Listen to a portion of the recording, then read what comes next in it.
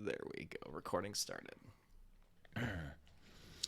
All right. Are you ready, sir? I am ready. Okay.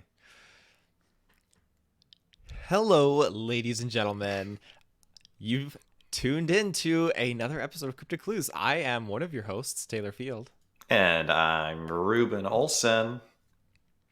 And we are doing this for the first time since the prologue episode. Just weather, crazy mudslides, everything has just kind of come crashing down. So we're doing it remotely just this time around. And yeah, it's not going to take away from this experience. It's going to be a great experience because we're talking about the Cannock Chase.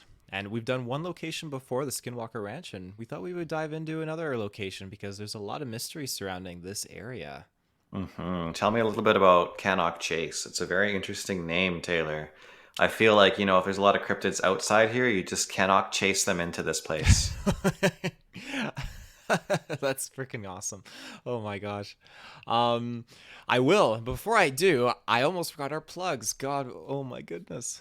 Oh no. Okay, We let's we just you want to just restart? Yeah, let's restart. We're 1 minute into this. Let's I just know, restart. already There's our glitching. test. That's our test. That's our test, yeah. Okay. Uh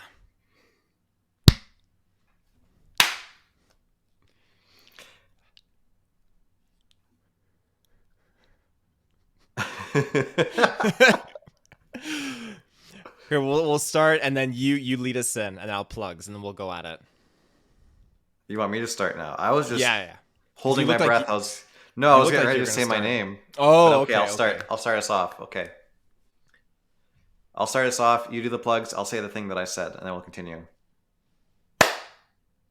Hello, ladies and gentlemen. It's time for another episode of Cryptid Clues. I'm one of your hosts, Reuben Olson, and over here is. Your other host, Taylor Field. All And right, let's get into some plugs here and dive into a juicy episode. yes, yes. So, as you know, CryptidClues.ca is our home base. CryptidClues@gmail.com. If you want to reach out, let us know how things are going. Just simply say hi. And then you can find us on social media. Cryptid Clues, Facebook, Twitter. But be sure to check us out on the website because you can find our blogs with our information for our episodes that we do and everything like that. Forewarned, we are doing this remotely, and this has been the first time since the prologue. So, British Columbia has just been getting hit with storms left, right, and center, and just thought we would try something a little different just to keep you guys on your toes. It's funny. The second you said remotely, the audio glitched on my end with that very notable over the internet, like, brrr. It was great. Of course it did. All right. So today we are talking about. We're talking about the famous location, the Cannock Chase. Ooh, that sounds very interesting, Taylor. I feel like, if there's any cryptids outside and you see one, you cannot chase them into this place. I love your puns, Ruben. I really, really do. It's not the first time I said it either, since we just redid the first minute. It's like Matrix, deja vu. Oh, yes. Well, this location, we've done one location before, but this location has a lot of craziness surrounding it. So I'm excited to talk about it. Now, do you have anything in regards to the actual specific geography? Nothing in regards to the geography, just like a general descriptive. This is kind of what Cannock Chase is like. Mm-hmm. Okay. I'll lead us in with some of my notes that I have on the landscape, and then we can just kind of go from there and let the natural flow kind of resume. Sounds good. So, most of Cannock Chase is relatively undiscovered. Sitting at around 26 square miles, it is England's smallest mainland area of outstanding natural beauty. It is also under the care of the Staffordshire County Council and the Forestry Commission. Now, their goal is to protect its more remote wilderness areas. So 60% of the chase is open access with lots of encouragement, again, by the Forestry Commissions that people stay on the paths.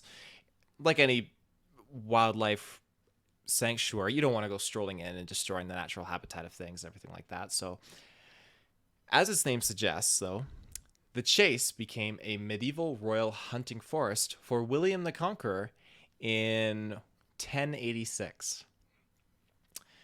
And during World War One. It was used as a prime location spot with good communication and transportation links. It also housed two large military training camps. Over 500,000 soldiers passed through those camps over the course of World War One and I believe World War Two as well. A 12-ward hospital was also established at Brinley Heath. I hope I am pronouncing that correctly, which is located in the Cannock Chase. That is actually Hmm. where they treated gas attack and shell shock victims there until 1924. That's super interesting. I didn't really know much about those facts. Mm-hmm. I just have that, Cannock Chase is next to a small town and it's a dark woodland full of deer. Mm-hmm. Well, the military attachment to that location, that's something, again, I think we've discussed that on previous episodes, how I wish I could fully remember it was either Dogman or Bigfoot, but there's some sort of cryptid that was attached to a location that had a military facility of sorts to it. Yeah, I feel like it's kind of one of those things like military and cryptids is the same as to Cars and Dogman, at least old It, military. and it's just my opinion, but like if they're gonna set up military bases, world wars or not, I'm sure there's a lot of investigation into these crazy monsters, so they'd probably want to set up close by, keep the regular public away. Mm-hmm. Not that that's actually what's going on. That's just a guess as to maybe why, if these things do exist, that there's military nearby. I don't Yeah. think it would be that the cryptids are attracted to the military. It would be the other way around. Mm-hmm. Absolutely. What kind of cryptids are in this area? As far as cryptids go, the list really, really went on. I took note of the more prominent ones, and again, these cryptids will be deep diving into individual episodes for each of these cryptids at some point. But black-eyed children, dogman, pigman, straight up ghosts is what I wrote. UFOs, giant snakes, giant cats, and then even Bigfoot. Yeah. Okay, that's a lot. That's a lot to take in. Can you imagine if they all showed up at once? You're just taking a stroll through Oh, Cannock Chase. You're in the dark woodland, and there's Bigfoot walking a dog man, and a UFO flies overhead and abducts a pig, and then you black-eyed find out that the child on top of UFO. Bigfoot's shoulders. Yeah, there we go. Yeah. I would not like it. I would not want to stumble upon any of that, let alone one of those things. Now, you have a list too of some of these cryptids as well. Did they match what I have, or did you find anything that I had might have missed? No, no, mine matched. Mine matched Hmm. perfectly. Okay. Did you hear, however, about the 1960s murders? No, I did not. So this is again, it may not have any relevance or relation to this, but it's just a horrible scenario and series of events that are tied to this general location, and I thought that was worth noting. So in the 1960s murders, a man named Raymond Leslie Morris of Walsall, I hope I'm saying that right, was convicted of murdering one of three girls. He is also considered to be the chief suspect in the murder of two other girls, though. He did die in prison March 2014, age 84. He was actually the one of the longest serving prisoners in Britain. So these Hmm. murders occurred in Staffordshire, England. Basically, yeah, they were just three very, very young girls that were found dead and Hmm. to be murdered. I feel like there's a good justification to associate certain things that we're going to talk about to very horrific events that have transpired. And that comes out even stronger now after we did that episode on the murder next door. Yeah. So, yeah. But Interesting. lead us into what you got on your list of cryptids. Well, the first noted sighting that I have is of a suspected werewolf sighting, which dates back to about 1975 when a local paranormal group investigated a series of sightings of a snarling beast, which reared up onto its hind legs before disappearing into some bushes. So that attracted a lot of attention to the area back then. Further reports actually came from a local scoutmaster and a postman who separately reported seeing the creature around the German War cemetery near Camp Road in Cannock Chase. So we were just talking about the military attachment there. Now this is the German War cemetery, which is super interesting.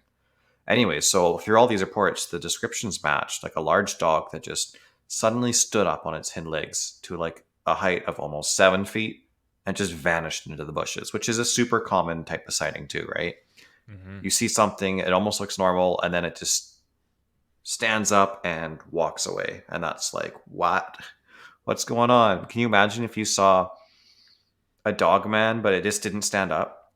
You think it was a regular dog, possibly. Oh, Like if you just saw it for a second and it just ran across the road, you didn't get a good look at it, you wouldn't report anything. But then you see it and it just stands up and you're like, oh, that's definitely a cryptid now.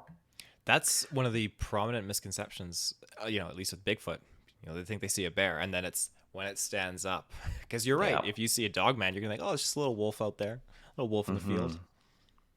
I've got a newspaper clipping as well. This is titled More Sightings of Chase Wolf. Sightings of a wolf like creature over Cannock Chase continue to flood in, with eyewitness claiming to have seen the fabled beast near Huntington Woodland. Readers say they have spied a creature they believe to be a wolf near the woodland off Stafford Road.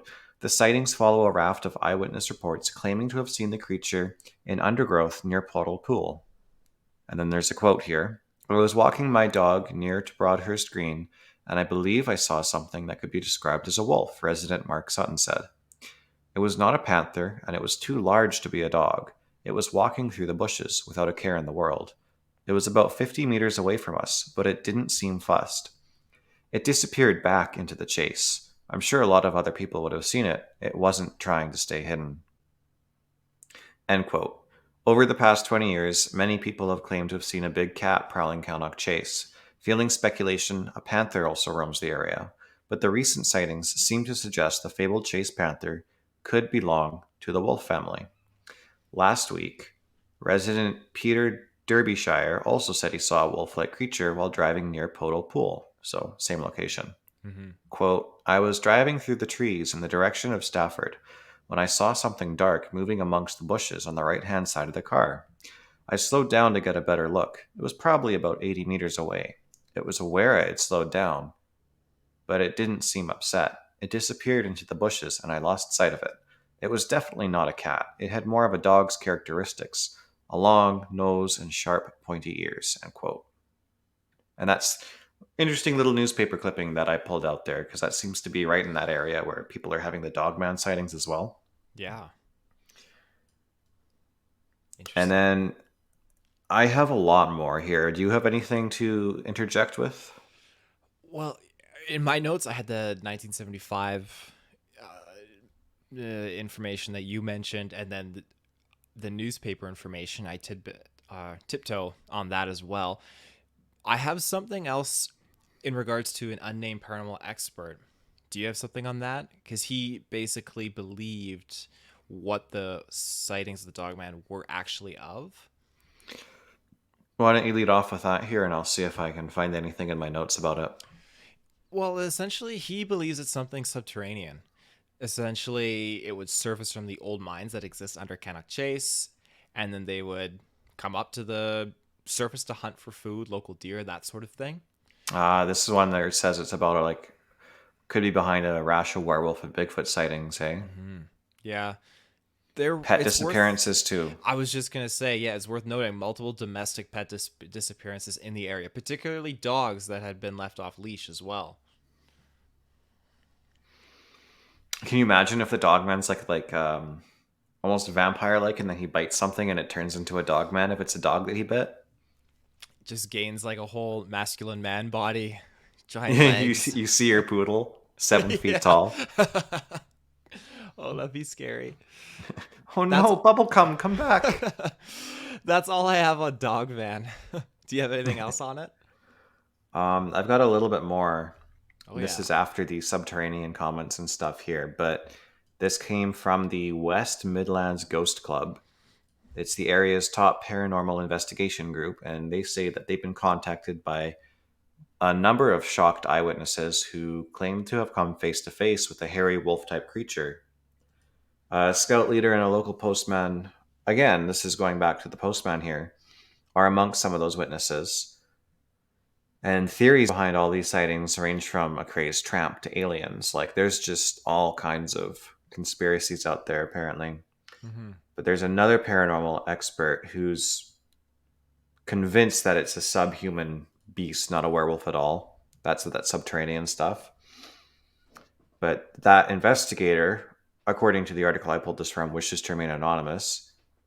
And he said that strange sightings in the area have been made over many years by civilians, military, police, ex police, and scout leaders out on patrol.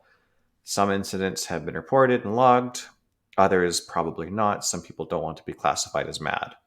The strangest rumor came from a senior local resident who believes the mysterious intruders to be subterranean as well. The creatures have made their way to the surface via old earthquakes to hunt for deer, for example. And then on the surface, it just talks about dismissing the far fetched tales, but it's a fact that there has been significant mining activity under Cannock Chase for centuries. And it's also a fact there's a high rate of those pet disappearances in the area, especially near the German War Cemetery as well. So, pretty much Interesting. exactly what you had written down as well. Yeah, that's interesting. I didn't. I didn't realize there was so much more in depth about the subterranean aspect, especially the earthquake portion. I can imagine Well, if you're mining and digging and it opens up new cave caverns and access points to who in God's name knows what. well, it's one thing to think about an area that's all woodland as well. Like, it's one big plain of, hey, something could exist in this area. But you take that whole spot and now imagine grabbing it like a dish, right? Put it on a stack of dishes, and those are caves under the ground where these things could also live. Oh And now you God, have like so much more room under this entire section of woods where there could be other things that we don't know of. that's a really good analogy. I didn't even think of that. Hmm. Oh Do you have gosh, anything more on werewolves or dogmen in Cannock Chase? that's everything I got on the Dogman and Werewolf in Cannock Chase. I was thinking we might jump to an ad break now before we hit our next cryptid. Sounds good. All right, we'll be right back. And we're back. What a quick ad break. We love that. Absolutely. So, what do you want to tackle next? Mm. We mentioned Pigman earlier, and that's got me really intrigued. Hmm. What do you got in the Pigman? I really don't have much. I did see there was a couple encounters. What I had wrote down was his described being is 7 feet tall from the neck down, having the body and features of a man, and sometimes even donning human apparel, which I found very interesting. But the Ah, head being large and then an elongated face with a snout like nose that a pig would have, usually followed by, and this is something that was notable on many of these experiences by individuals, squealing pig noises that were very high pitched. I've got a report, actually a direct transcript of a report that was sent to, it looks like, a local named Lee Brickley. He first heard about the Pigman in high school because they had some rhymes or something about it there. But he did about a decade of research on it and wrote a book as well, which documents many of the sightings. And he was once sent an email by a local couple that sent him a very detailed document of their encounter with the Pigman. Do you want me to read that? Absolutely. Dear Mr. Brickley, I have been seeing something rather odd on Cannock Chase that I think may be of some interest to you. In October 1993, whilst walking around Castle Ring, myself and the wife heard some strange noises coming from the surrounding trees. Thinking it was likely to be a local couple enjoying an illicit liaison, we quickly moved away from the sound and headed back in the direction of our car. Upon reaching the steps down to the car park, I happened to turn around and lay my eyes on the strangest creature I've ever seen. This thing was 7 feet tall. From the neck down, it looked like a man, wearing clothes, but its head was far too big for a human's head. It had an elongated face, with a snout like nose. When I pointed this out to my wife, she became terrified, so we started walking quickly towards our car and got inside. That's when we started to hear the high pitched squealing sounds that sounded just like a pig being killed. That really spooked us. Have you ever come across anything like this before? Regards, John and Anne.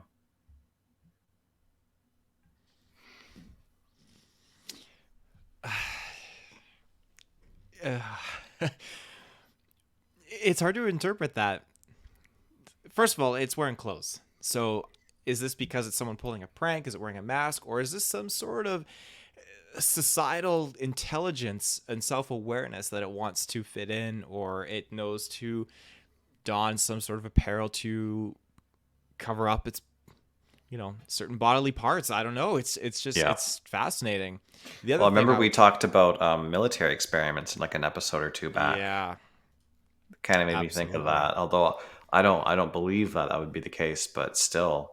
Well, it's worth noting when you look at science and you look at organ transplants, there are successful organs that do derive from pigs. I know pig heart valves have also successfully been used for decades in human beings, Hmm. and I'm sure other things too. I think blood thinner is somewhat derived from pig intestines. Uh, yeah, it's crazy. Going back to that document there, the one thing that really stands out to me is how they end it. They're so sincere and they say, "Have you ever come across anything like this before?" Like they're asking a genuine question Yeah. to the investigator. At that point, it doesn't sound anymore like they're reaching out to share a story or share a hoax. It's, "Hey, we saw this thing. Do you know what it is? Can you answer this for us?" Well, That's what stands out to me. they didn't take to the media. They went to find answers in someone that was a master in that area of expertise. So that Hmm. adds a little bit more credibility to it, if you ask me. So I'm inclined to agree with you. Do you have anything else on the pig man? Because again, my notes were very small. Aside from one other thing that I found, but yeah, that it's I didn't really think it was worth mentioning. I do have another report. This one is not the best as far as how it's written. It's a little bit all over the place. There's a lot of typos and stuff, but I'll try to read it as best I can. And it's kind of hard to tell if Okay. it's really about the pig man or not, looking back into it. Mm-hmm. But it does have a mention of it a couple of times. So we'll start with this and kind of go from there. Cool. So we camped there. I'm assuming they're talking about Cannock Chase one Friday night around 2006. Just a sheet in the trees, probably about five of us. I had a lift there by one of my mates. They all had work Saturday, so we planned to go back early. Friday night, we were quite close to the road. We had a fire burning for warmth and light. The police pulled up and told us to put it out. Me being me, I told them no. They got in their cars and drove off, which I thought was strange. That's never happened to me before. So next day, the lads went to work. They were planning to come back and camp the night again after work. I decided to stay on my own, move all of our stuff deeper into the forest as to not attract the police again. I was there for 5 hours on my own. I set up three tents, put sheets in the trees, and built a surround to stop the wind. Got all the firewood ready. It was a masterpiece. Two of my friends came for me though and said, "Hey, no one was up for stopping the night this time around." I was pissed off. All that stuff was mine, a good 600 pounds worth, and I was to just leave it in the forest unattended? I wasn't happy. Now, I'm not easily frightened. I spent 5 hours alone that day with no fear. I had an 18-inch razor sharp machete. I know it sounds a bit sinister, but we were all responsible adults, and you never know when you might need one.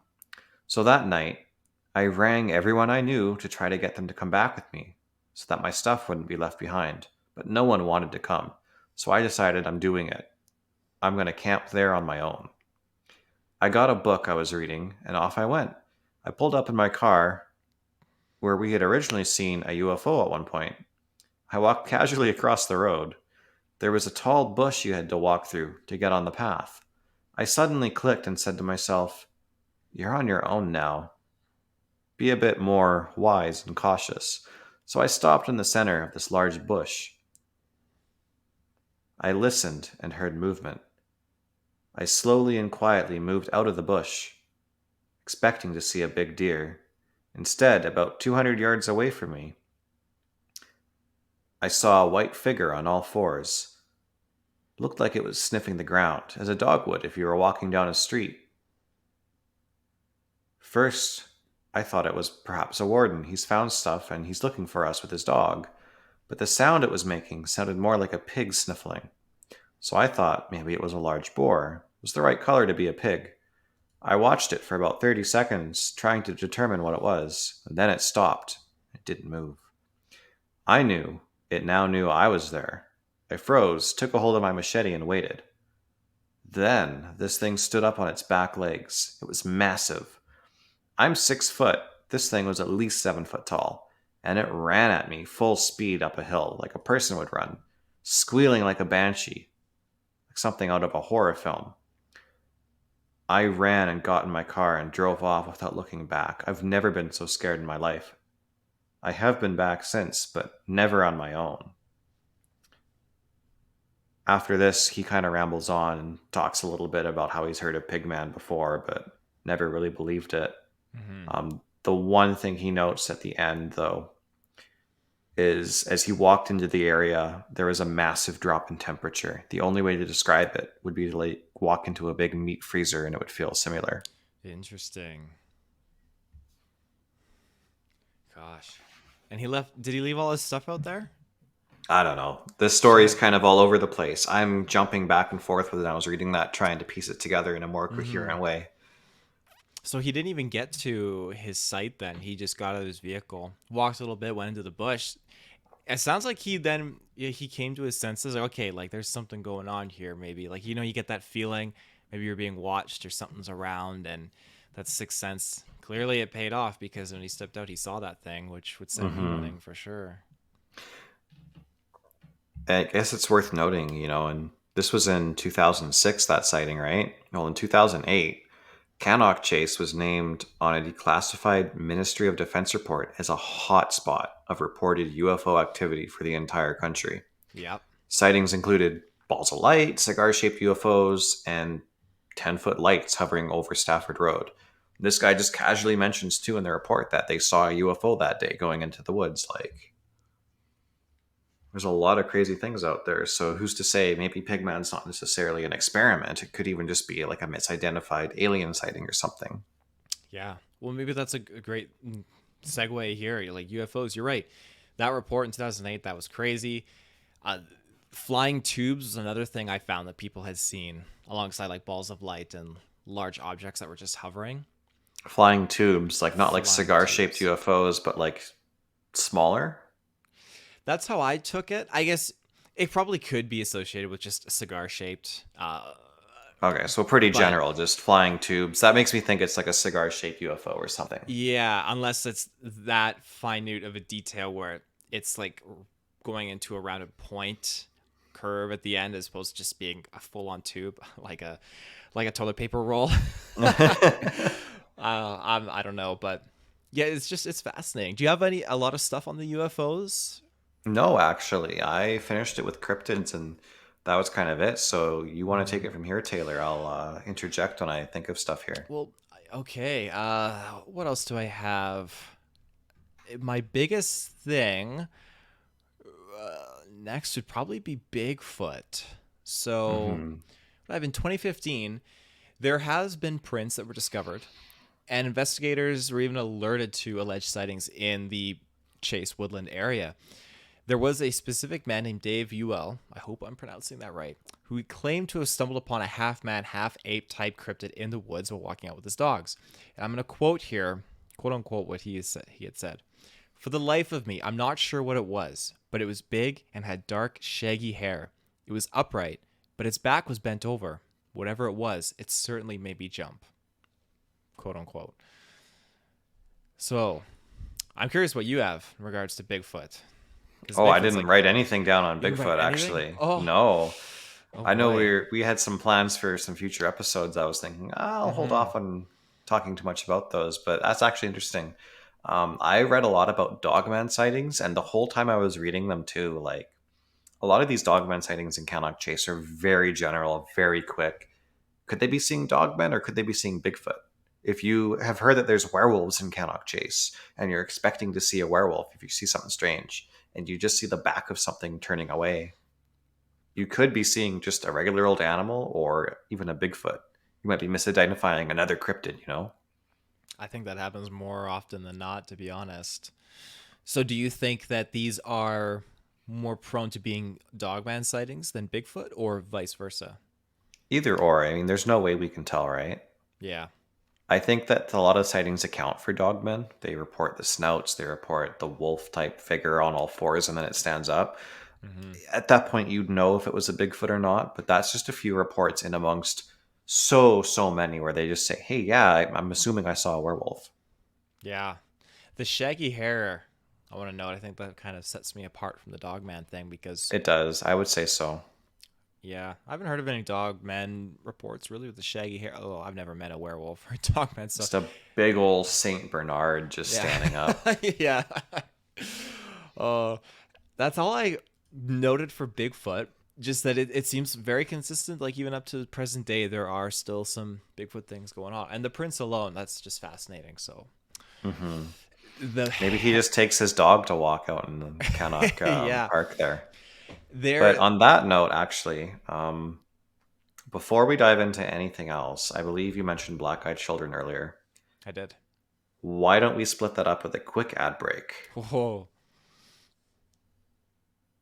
And we're back. beautiful, beautiful timing.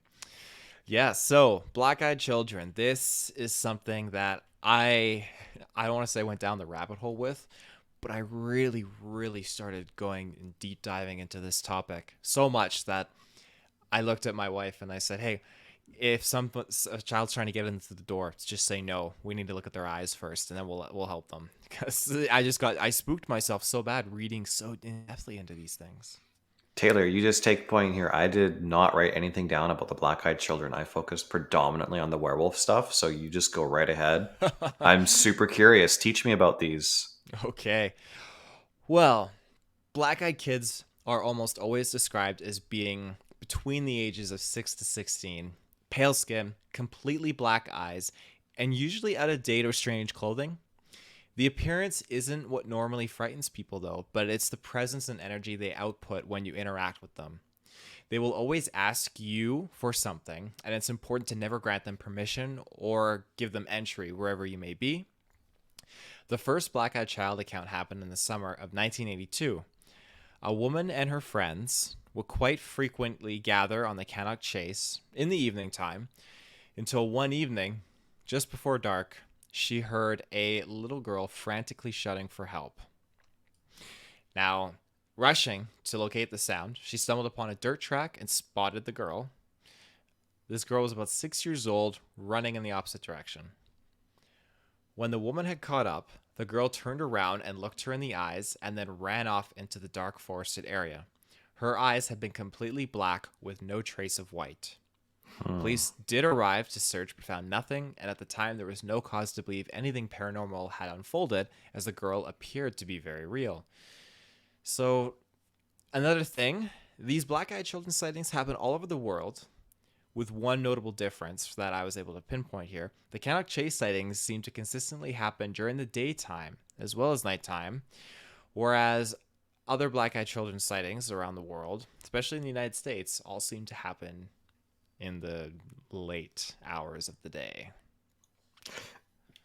That's really creepy. But when you're talking about the black eyes, it just made me think about like people who get their eyeballs tattooed because you can Oof. totally just do that. Can't imagine how that would even feel. Mm-hmm. But people who get like tattoos in their eyeballs, they color the sclera like black or something like that. Mm-hmm. It made me think of like squid ink, like when they're trying to escape and they release that jet of ink. And that Mm-hmm. made me think of sushi. And now I'm really hungry and I want some sushi. So thank you. Carry on, Mm-hmm. Taylor. Sushi. I could go for sushi tonight too. There are so many Black Eyed Children accounts that I would love to get into. I have two that I'll get into, but there's so many. Like we're gonna do an episode for sure on this because these things are terrifying. I will have what I'm about to go into a quote that is sourced from Ghosts of Cannock Chase, and I'll have a couple links in the blog as well to connect you to this. But quote unquote, what sounded like screams shocked the woman that came across this wandering entity while walking around Birch's Valley. We instantly started running towards the noise, she said. We couldn't find the child anywhere, and so we stopped to catch our breath. That's when I turned around and saw a girl stood behind me, no more than 10 years old, with her hands over her eyes. It was as if she was asking or waiting for a birthday cake. I asked if she was okay and if she had been the one screaming. She put her arms down by her side and opened her eyes. That's when I saw they were completely black. No iris, no white, nothing. I jumped back and grabbed my daughter. When I looked again, the child was gone. It was so strange. Again, just freaks me out. Here's another one for you guys. On Saturday, 13th of September, my wife and I were walking through Cannock Chase near the stile, cop with our dog. Once we had entered the woodland and the road was no longer visible, we started to hear the giggling noise of a little girl. To our amazement, a child, no taller than 1 meter in height, appeared as if out of nowhere further up the path in front of us. We stopped dead in our tracks after noticing her eyes had no color. Her head was tilted to the side in the same way it would appear if she had been hung. She stared at us for around 5 minutes before running away into a densely grouped area of trees. My wife wanted to follow her, but I was having none of it. I would not follow. No. In the great scheme of black-eyed children, it seems like, again, like I had mentioned, they show up, they want some permission or something, and they will beg. And there are some stories which I'm saving, but they it's amazing how they just manifest and they appear, and your first gut instinct is, as a child, you're going to reach, you're going to go to open up that door, and a lot of these cases, they stop themselves and they realize, okay, something is wrong here, and then that's when the child gets desperate, steps into the light a little bit more, then you see the eyes, then you know, okay, something is wrong. I couldn't find anything except Oh, for one experience where someone did open a door and did give one of these things what they wanted, and it didn't sound good. I don't know what the follow up or how real something like that is, but you don't hear really any kind of stories of people surviving these things, except in the case of Cannock Chase, where they stumble upon these entities, I guess, because they people believe them to be either ghosts, aliens, or even vampires. That's just kind of the general consensus. So I'm curious what you think overall of these things. I mean, there's probably some cases that are just misidentifications. It's probably like a kid, but at the same time, the black eyes thing is really creepy. And Yeah. if they're asking for stuff, I'm curious about those stories where people actually give them permission. Like, what happens to the person? What's the after? What happens after you interact with these things? Right? Yeah. Oh, that's Well, super creepy. What do you think they are beyond that? Then, do you think it's just children, possessed children, aliens, ghosts? I think it's ghosts, but more along the lines of demonic. I really do. There's been sicknesses attached to people that have connected with these things. So Hmm. I don't see anything Okay. good about it. Spirits are always trying to gain entry into your life, into your home. So the thing that's interesting to note is it is very vampiric like, because you can associate with them asking for permission to come inside. So yeah, it just blows my mind. I know we discussed in the past, the eyes are the way to the soul, and when you see something with black eyes, okay, you know that's some bad some bad stuff. Yeah. So, as far as Cannock Chase goes, then, do you have anything else of note? That is everything that I've exhausted in my notes. So, to sum it all up, there's a lot of different cryptids. There's a lot of UFO activity out here. What do you think all these things are? Do you really think there's a whole list of cryptids just wandering around Cannock Chase, all in free roam? Or do you think that maybe a lot of it is just misidentifications? Maybe there's only one or two things out there. I genuinely think that this location just has a lot of history to it and has a lot of like attraction for all of these things. I really, really do. Whether it be the UFOs to the core, putting these things out into the area and picking them back up, I could never say. But I do believe in certain locations being kind of like conduits, having very powerful connections spiritually and giving, this essence that is drawing these things to it. So whether or not people go in and eventually crack the code on what's really going on there, it's hard to say, but I think it's worth to note that why, aside from the fact that we love to go to national parks and go to these beautiful wilderness areas and take in nature and its majestic beauty, why do we have such large areas that are heavily protected and again Hmm. heavily enforced, like don't stray off the path, stay on the path? These areas are where people go missing, like 95% of the time when they stumble away, and most of the times their bodies aren't recovered or their bodies are misplaced in other inexplainable areas of the parks, and it's just begging the question, okay, what is really going on in these areas? That's why I think, and we'll always kind of defer to some parts of the world being hotspots and being like a conduit of and attracting these things. So yeah. That makes sense. I find it hard to believe that such a small area, I know Cannock Chase is large, but such a small area could have so many things in it. Hmm. Why would they not be spread out? Is there no territory issues with Dogman and Bigfoot here? Are they getting along? What about the black-eyed children? What about the aliens? What about this pigman thing? Which pigman, I'm doubtful of. That's the least believable one for me out of all this. Funny because now we have aliens and stuff in the mix and black-eyed children. I would say the black-eyed children are just above that, or very rare. It could just be the spiritual thing, like you mentioned. Hmm. Um, Werewolves, I think it's just Dogman, maybe some Bigfoot out there. Those are the ones that I think are likely. And then, of course, UFOs are seen everywhere. Certainly, if you see werewolves and Bigfoot and UFOs in one city, you're going to think it's a hot spot. Hmm. Do you think at all by chance, sightings kind of decrease? Would there be a possibility of government going in and capturing? I doubt relocating. Well, relocating into the wild, but putting down certain cryptids that may be residing in areas. Yeah, if they've fully studied these things and they're done with them, they don't want the public to find out, then Hmm. why wouldn't they do that? Yeah, fair enough. Do you have anything else on the No, chase? that's pretty much everything. I think we've covered our what could these things be kind of a topic. Hmm.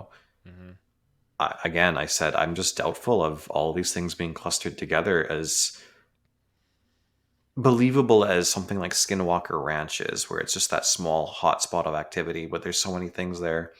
It's starting to make me doubtful about other places too. So I don't know what I believe anymore. Hmm. It's so strange, but it's certainly interesting. And of course, it is certainly possible. It's just not plausible. Yeah. Unless you go down that rabbit hole of the whole portal situation, which was attached to Skinwalker Ranch. But that's a whole can of worms, which we'll get into in another episode. Hmm. So long as we don't have an angry AI telling us what to do and how to solve puzzles. Yeah. Well, Ruben, uh, everyone out there, you can find us. CryptidClues.ca is our go-to home. You can send us a message. You can email us, cryptidclues@gmail.com. If you have any experiences or you want to talk to us about the Cannock Chase, let us know. I'd love to hear from you guys. We both would. So, yeah. You can also find us on our social media channels, and we also have a Patreon. You get these episodes early, they're ad-free, and there's also a couple extra episodes on there as well that are exclusive to the Patreon feed. Shoutouts to Kapruka. But yeah, Our one Patreon so far. our one Very patron, special to us. very special, yeah. He gets all that content early and exclusive. Yeah, well, thank you everybody for listening to this episode. I know it's not quite the same when Taylor and I aren't in the same room together. There's a little bit of disconnect with the energy, but I think we tackled this topic pretty okay, all things considered. We both had our notes scattered about, and doing it online like this, just I feel like I was blindfolded. I really got to hone in on what you were saying. There was a lot more focus on the creepy stories. I love that. So, for our audience, thank you for tuning in, and we'll see you next time. Bye bye. Bye bye.